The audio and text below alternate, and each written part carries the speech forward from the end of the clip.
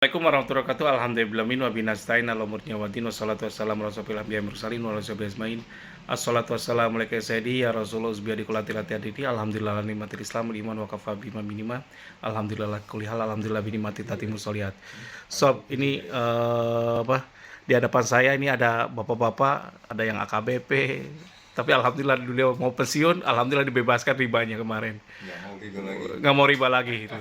Dan sebenarnya gini loh, sebenarnya beliau ini kalau kemarin mau ngotot aja, mau gimana, kalau punya waktu banyak, diskonnya bisa gede sob, bisa cuma bayar 500 juta gitu. Cuman kemarin karena dia minta Pak Ridwan pokoknya seminggu ini harus selesai gitu, karena rumahnya ada pembeli, betul ya Pak? Selesai alhamdulillah gitu. Ya udah nggak apa-apa, tapi apa? Berarti apa? Minta kekurangan, minta sama siapa? Sama Allah gitu. Meskipun beliau masih dapat diskon lumayan lah 300-an, 300 berapa gitu.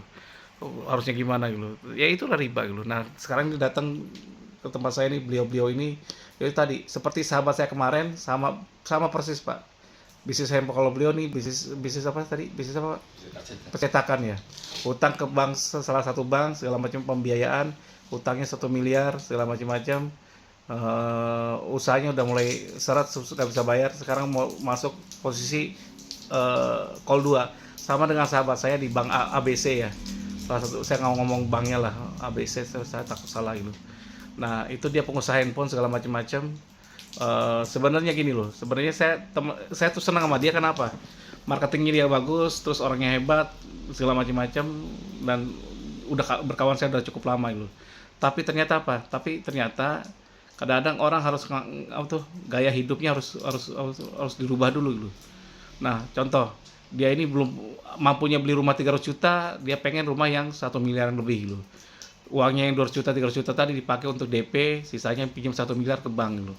Ternyata apa? Ngerasa mampu, udah gitu beli mobil. Saya sampai tegur, Nas, ngapain lu beli mobil gitu? Ngapain lu gini? Karena dia mungkin kan istri baru segala macam, pengen nyenengin anak dan istrinya. Oke, besoknya lagi beli X-Max gitu. Meskipun kredit segala macam. Akhirnya apa sekarang? Alhamdulillah ternyata apa? Hilang semua gitu. X-Max hilang, terus mobilnya hilang, dijual. Terus kan nah ini namanya run off cash flow gitu. Jadi cash flow-nya lari gitu. Daripada kemampuan dia ininya. Kenapa? Ya tadi harus nyicil bank dan yang lainnya. Dan ternyata apa sekarang? Dia stres datang ke saya, Pak Ridwan mau nggak jadi investor gitu. Saya ditawarin jadi investor. Kenapa? Karena stok barang gua, Pak Ridwan, yang handphone ini tidak update lagi gitu. Barang gua udah habis semua gitu. Jadi barangnya sudah habis.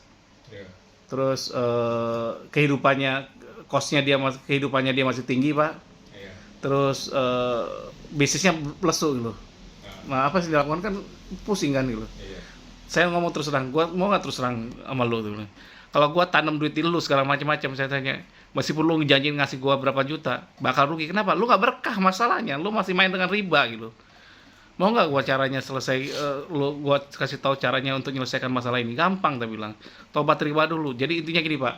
Pak, pertama tobat dulu. Riba itu, yakini Pak, dosa riba itu luar biasa Pak. Yang paling kecil pun itu seperti menjinai ibu kandung sendiri. Yang kedua, riba itu nggak ada baik-baiknya Pak. Paham Pak ya? Meskipun labelnya apapun gitu. Dan harus diselesaikan gitu. Yang ketiga, Bapak harus ada keyakinan, pertama tobat dulu sama Allah gitu.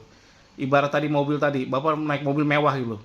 Paham Pak ya? Mobil mewah, Alphard atau apapun. Tapi kalau kacanya kotor, buram segala macam, ya di belakang deg-degan nggak?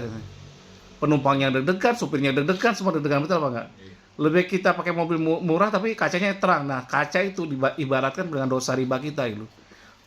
Tobatin dulu, banyak-banyak perbanyak istighfar gitu. Kalau bisa supaya berkah Pak, sedekah Pak. Meskipun dengan berat hati segala macam, sedekah lakukan aja, dengan yang terutama ke orang-orang yang terdekat, orang tua kita, mertua kita, saudara kita yang susah-susah segala macam-macam gitu. Nah itu yang saya lakukan. Terus yang ketiga, yang paling penting lagi, ketika kita tobat, kita kalau Bapak kalau datang ke bank segala macam-macam, Bapak mukanya badasu gitu, masa depan suram, bisnis mau bangkrut segala macam-macam, mau nggak bank ini bantu Pak? Nggak mau, betul nggak Pak? Mau nggak saya tanya? Nggak mau gitu, bank pasti nggak mau, dia ogah-ogahan gitu. Jadi mukanya harus optimis Pak, senyum Pak sekarang nih, datang dengan senyum, dengan bahagia gitu, ngerti Pak ya? Jadi datang ke bank gimana? Ketiga, kasih kepastian gitu.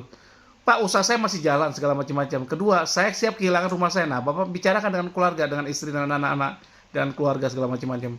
Gak usah malu Pak, bilang gitu. Keluarga, Pak saya siap. Nah, saya pun gitu Pak. Kelebihan saya cuma satu Pak. Kenapa saya ini? saya tidak pernah jaminkan rumah ini, Pak.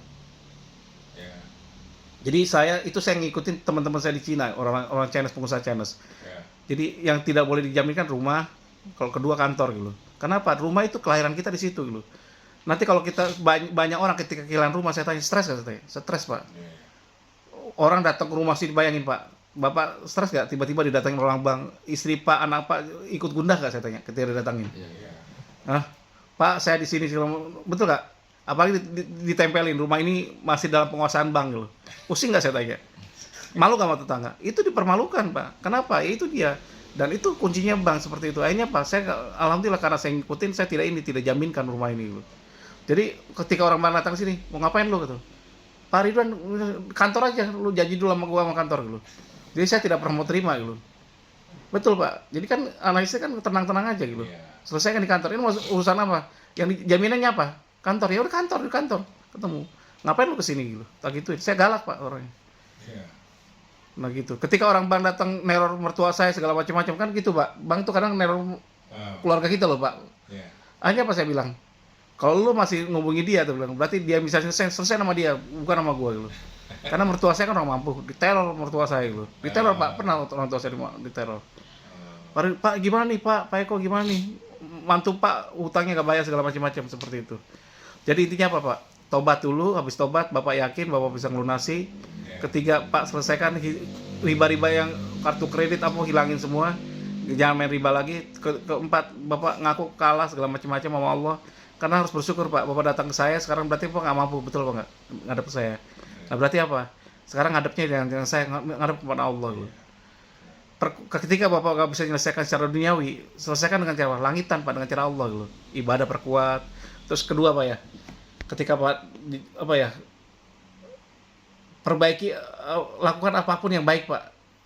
Bantu orang segala macam-macam meskipun yang kecil-kecil segala macam-macam gitu. Sedekah Pak kalau bisa sedikit-sedikit meskipun berat gitu, itu yang dilakukan sob. Jadi mudah-mudahan Pak siapa namanya, Pak Ian ya, mudah-mudahan beliau dikasih keberkahan. Bapak mau nanya nggak sekarang? Sudah ya, mudah-mudahan dikasih keberkahan. Terus tadi ada nanya berapa lama di rumah ini masuk pengadilan gitu. Lama kalau Pak tahu caranya gitu, ngerti maksudnya. Terus di pengadilan Bapak mau menang belum tentu gitu. Bapak kesempatan menang berapa persen? Cuma 10% Pak, sorry. Jadi di pengadilan bukan mencari kemenangan, tapi cari apa? Cari penyelesaian gitu. Ngerti Pak ya?